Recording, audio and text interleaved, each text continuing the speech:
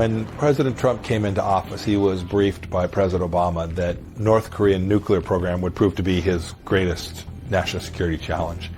And so we took that seriously. In fact, it was an enormous challenge. When we came to office, Chairman Kim was launching rockets at an enormous clip. So we set about a fundamentally different approach. We knew that the connectivity between North Korea and China mattered an awful lot, so we were trying to create a space where we could separate the two of them. The North Korea program had gotten started with the Secretary, first as Director of CIA, DCIA, working for President Trump, and then as Secretary of State. It was really a Trump-Pompeo effort to engage in diplomacy with the North Koreans. And our idea was to show Kim Jong-un there was a future without nuclear weapons. Whether it was at the CIA or at the State Department, that we were working so hard to achieve that outcome and really help the North Korean people. And I think we really were hoping that Chairman Kim would make that decision to get rid of his nuclear weapons so that that aid, that assistance, that development could come into North Korea. And we could bring them into the modern century and really help them and help the people of North Korea who suffer the most from this. Easter of 2018, on Good Friday, I left the United States and traveled to Pyongyang. It's another planet. When you land there and you fly in, you can see the gray buildings. You can see that these people are living in destitute poverty. It's also the case that when I traveled that first time, we'd had an American who returned home, Otto Warmbier, who had been in captivity in North Korea and died as a result of his maltreatment. And so I was mindful that the person who would be sitting across the table from me had killed an American and in fact was evil. I walked up to shake his hand, and through a translator, he said to me something akin to, Mr. Director, I'm surprised you actually showed up here since you've been trying to kill me. I was taken aback. This was not something that we had contemplated him saying. And I decided to lean into it a little bit, and I said, well, Mr. Chairman, maybe I still am. And it proved a great jumping off point. Through the translator, took a little time delay, but he laughed and smiled. At that point, I think he knew, too, I wasn't going to let him bully me. I wasn't going to let him threaten America, that we could have a serious conversation, but we could do so in a way that was candid and sincere. The North Koreans were so upset they kept asking to have a different diplomat come, a different negotiator, because back to those convictions, back to never give an inch. The Secretary held his ground, and the North Koreans said, Mike Pompeo's bad. He's hurting the summit because he's not willing to give on that position. There were a handful of countries that would have preferred next man up as Secretary of State. It wasn't really just about me personally. It was that I was the conduit for the information that was representing what America was intending to do. Their theory was if you can get around that nasty guy Pompeo, then maybe we'll get a different response from the Trump administration. Secretary Pompeo had a very clear focus. It was the complete denuclearization of the peninsula. That was the goal. I think that was one of his biggest disappointments, that we never got that across the goal line. But we made a lot of progress. We came to understand the risk profile in North Korea an awful lot better, and the summits, totaling 3, that President Trump had with Chairman Kim, I think were the only mechanism that provided any real possibility that we'd achieve what America needed us to achieve there. I think this is a potentially more dangerous situation than Watergate, and we're at a very dangerous moment. It certainly feels like we're in the opening stages of a devastating political chapter in American history. It does look like collusion. It does look like he's listening to Putin more than he is American intelligence. And frankly, I've never seen that before. Before I was sworn in as CIA director, the narrative of Donald Trump as a Russian asset was rampant.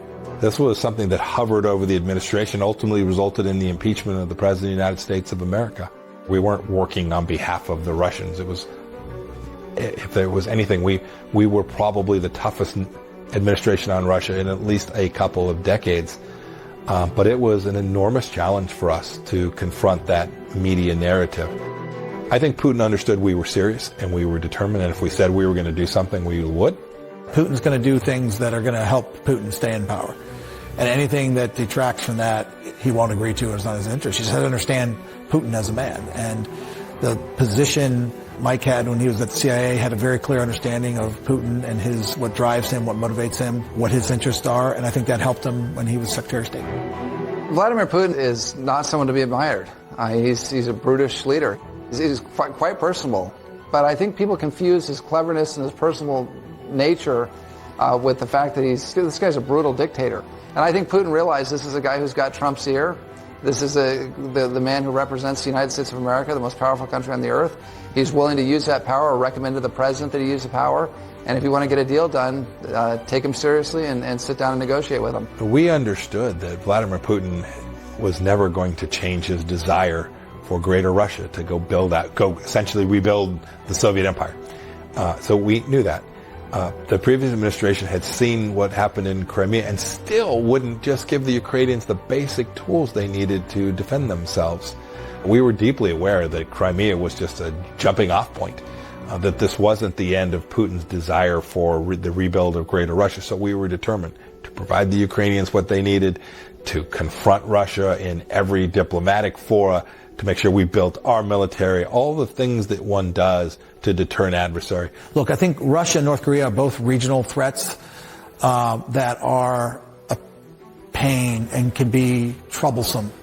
And I think it requires conviction and understanding of that threat for both administrations. And again, we're not going to win that unless we have that from administration to administration.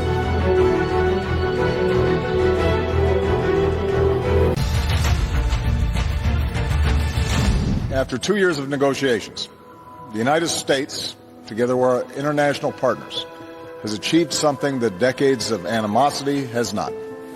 A comprehensive long-term deal with Iran that will prevent it from obtaining a nuclear weapon. The previous administration had decided that Iran was a business partner, that they could enter into a deal with them and keep the world safe. That was insane. And I had known that from my time on the House Intelligence Committee. And so when I was able to actually begin to shape executive policy as CIA director, we took 3 quick actions. First, we built a mission center around the Iranian issue. Second, we began to unpack all the analytic work that had been done in support of the nuclear deal, which in my judgment was among the worst agreements America has ever entered into. And then finally, we supported the State Department and the Defense Department to begin to reshape how we protected our friend and partner, the nation state of Israel. And the truth of the matter is that the agreement, this nuclear deal that became known as the JCPOA, this nuclear deal gave Iran a clear legal pathway to a nuclear weapon. And for America, that is really dangerous. For Israel, it is puts your entire nation at risk. But within, I guess it was a couple of weeks, me becoming the Secretary of State, that we got out of the deal and began to put in place the maximum pressure campaign, denying the Iranians the resources to underwrite Hezbollah and the Houthis in Yemen and Hamas in the Gaza Strip, conducting assassinations campaigns around the world. We began to take away from them the resources and the money with which to threaten the world. We knew the JCPOA that the president had rightly terminated had been a major disaster for American foreign policy. We'd basically written a blank check to the Iranians. And the idea was, and I understand it, it was a little naive that, the Iranians would use it to buy ice cream and cars for the middle class in Iran. And what the Iranians did instead is they built up a military-industrial complex. They supported terrorists and proxies all over the region. And they intimidated their neighbors with their newfound wealth and military prowess. And we started to put the things in place that would then, when he became Secretary of State, lead to the maximum pressure campaign and the withdrawal from the JCPOA, which to me was a very patient path to a nuclear weapon, and so that's not a good outcome. And when you look at the effects of the maximum pressure campaign, it was tremendous. And all of that then eventually led to the strike on Soleimani, which was a way to bring back deterrence to the region, which we had lost. When we struck Qasem Soleimani, not only did we change the behavior of the Iranian leadership, but Xi Jinping in China noticed, Chairman Kim in North Korea noticed, the Taliban in Afghanistan noticed. Every leader said, this guy's serious. These are men who, when they say something, they will follow through on it. We delivered amazing outcomes for the American people, pushing back against the regime in Iran in a way that no administration had been prepared to do. We took We took a lot of risk connected to that, but it was risk that we understood that we had done our best to mitigate and which actually delivered really good outcomes and security for the region.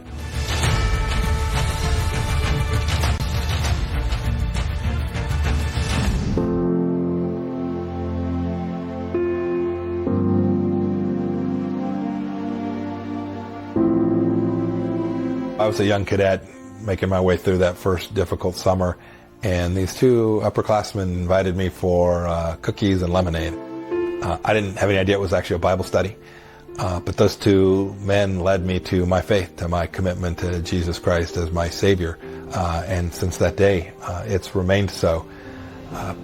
It's an important part of who I am. My wife and I taught 5th grade Sunday school, and my faith life has always been something that has grounded me and kept me going. And ever since then, it's been a part of who he is and how he views things and his outlook from those early days. It's not that it dictates policy, but it informs how I think about human dignity and the protection of life and America's Judeo-Christian founding. And so you can't separate these two. And so I've never tried to separate the two.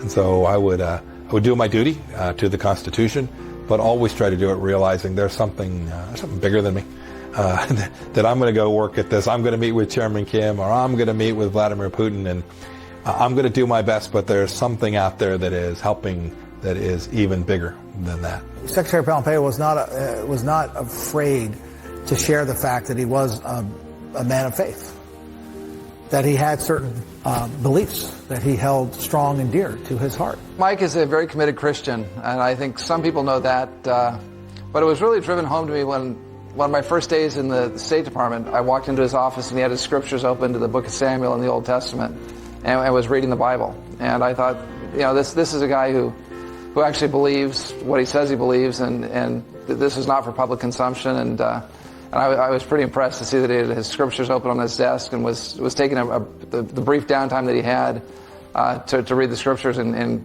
get inspired to do the rest of the day. I kept the Bible on my desk just so that when I walked in there and there was tough stuff going on, I'd remind myself why it is we actually do all this hard work.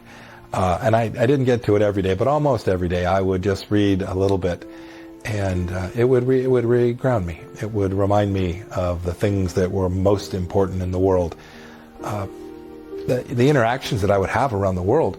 So in spite of what the press would write about me being a Christian zealot, I was a zealot for America who desperately understood that we needed to maintain the very founding ideas of Judeo-Christianity that our founders knew were at the center of the Republic. I was probably the most pro-life Secretary of State in American history as part of the most pro-life administration in American history. And we didn't just talk about it. We were trying to secure human dignity in America and across the world every place that we could. In my role as Secretary of State, I had the opportunity to work to make sure that no American money went to underwriting an organization that was either promoting or providing abortion services for women. So we were relentless about that in ways that previous administrations simply hadn't. I'm incredibly proud of that. Faithfulness is doing the hard work and not being afraid to take a tough stand, despite what popular opinion may be. It's staying with those convictions. It's staying with those principles. As a person of faith, I've come to watch people who think it's all about them, who think that this is about their greatness or their moment or their victory. There's something bigger than that out there, and as a Christian, I've known that for an awfully long time, and you're fourth in line for the presidency, for goodness sake. Little old Mike Pompeo, fourth in line for the presidency. You still know that there's something that is bigger than you every day. And so when there's tough times, or something doesn't go quite right, you have a place to go pray and ask for guidance and wisdom. And I did that.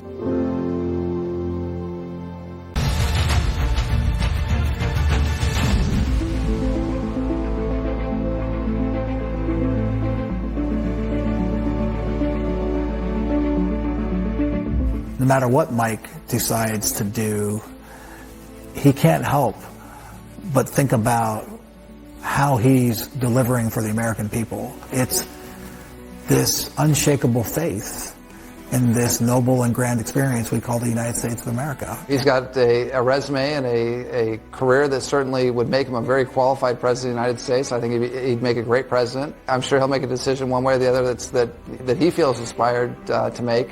And I'm sure he'll spend a lot of time on his knees in prayer trying to decide what the right decision is. I don't yet know what the Lord will call if I'm going to run for a higher office or ever re-enter public service as an elected official. But when I say do it again, I get asked, Mike, would you go back and change anything?